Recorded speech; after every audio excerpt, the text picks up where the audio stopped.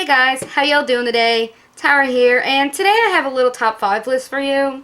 Well, more of a just 5 film list. It's not really a top 5.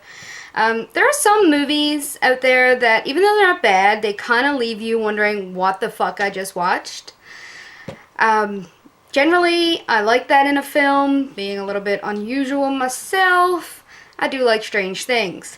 But there are definitely a few that kind of stick out in my mind when talking about like really weird movies. Number one, well, the first one that comes to mind is Twixt. This is a fantasy mystery film by Francis Ford Coppola, and it follows a failing writer played by Val Kilmer, who finds himself involved in helping solve a murder case in a small town. He receives help in the form of a beautiful young ghost named V, who visits him in a dream world. And you throw in some bumbling police officers, a gang of vampires whose leader is named Flamingo, and frequent visits by Edgar Allan Poe. Yes, Edgar Allan Poe. Yeah, it's one of the strangest things you'll ever watch, but it actually is pretty good.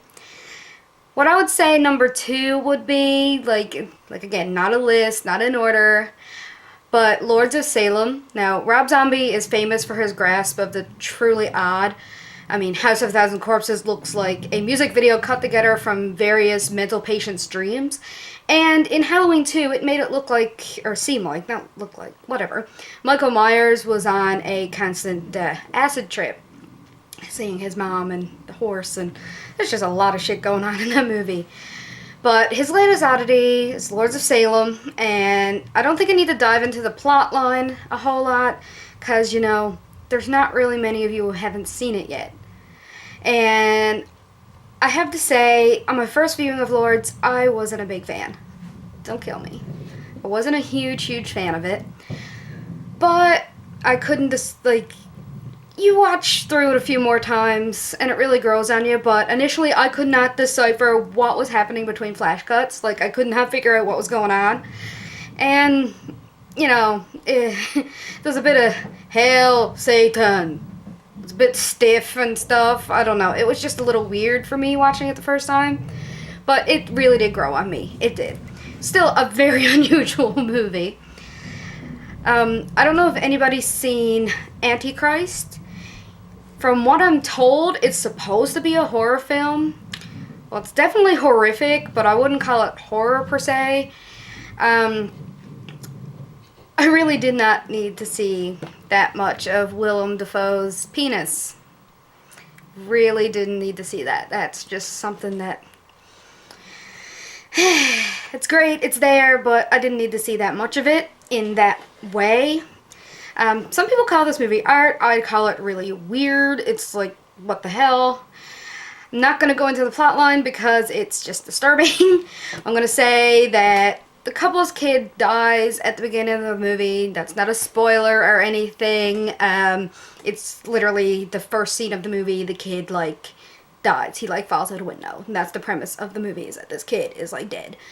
And the mom just goes apeshit. She just goes batshit crazy. And she develops an unhealthy relationship with a tree. She has this really personal relationship with this tree. I'm not sure what the fuck is happening there. And a graphic taste for some extreme sexual violence. There's blood coming out of places that blood really should never come out of, and I mean never. And she cuts things off that just, I'm like, what the hell is happening? And then the ending is like, what the fuck? And I just don't know what, she crazy. She crazy. That's all that there is to this one. She is crazy. Now, number 4. I'm going to have to go with the ABCs of Death. I've seen this very recently, the ABCs of Death. I was reluctant to watch it, but I really wanted to see it at the same time because I love compilation movies. And it is one of the most fucked up anthologies I've ever seen in my life. It is truly fucked up. Particularly the Japanese editions. I mean, F is for fart. What the fuck is that? You know, like, why would you? Okay, sure, why not? It's a culture thing, maybe. Culture thing. But there's a few that I really liked. I really liked Q is for quack. Like, long live the duck. The duck wins out over all. I love that one. It kills me. But yeah, other than a few, it really fucked up. But you should watch it because it's actually really entertaining. It's just, you have no fucking clue what the fuck is going on. And hardly any of these little shorts. It's hilarious. Number 5, I'm gonna go with Imprint. I'm talking about now, pronunciation of Japanese names, not so good. But I'm gonna call him Takashi. And there's 2 I's in that, so it's not Mike, it's like Mike or something. You know who I'm talking about. Anybody who's a horror fan know who I'm talking about. I just can't pronounce the goddamn fucker's name. But it's his submission to Masters of Horror, the season 1. There's a lot in the series that could have, leave you scratching your head, but this one's a real gem, like a real gem. The Japanese really know their torture.